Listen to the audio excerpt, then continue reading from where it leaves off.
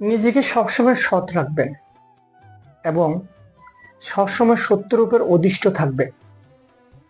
দেখবেন আপনি একটা কাজ করতে যাবেন, সত্যের উপরে সত্যকে নিয়ে প্রতিবাদ করতে যাবেন, অন্যায়ের বিরুদ্ধে কথা বলবেন, দেখবেন উপরে যে একজন বসে আছে তিনি অবশ্যই আপনাকে কোনো না কোনোভাবে বাঁচিয়ে দিবেন।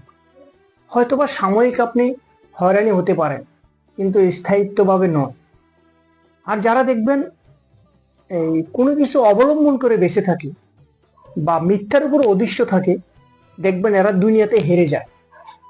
আমরা যুগের পর যুগ কিন্তু দেখে আসতেছি যে যারা মিথ্যার উপরে ভর করে থাকে এরা কিন্তু বেশি দিন টিকতে পারে না, এদের ডোমিনেটটা।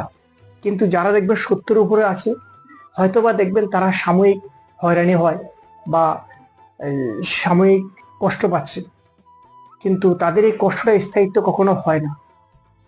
উপরে যে একজন বসে আছে সে কোনো না কোনোভাবে ওই ব্যক্তিকে প্রোটেক্ট করবে, সাহায্য করবেন।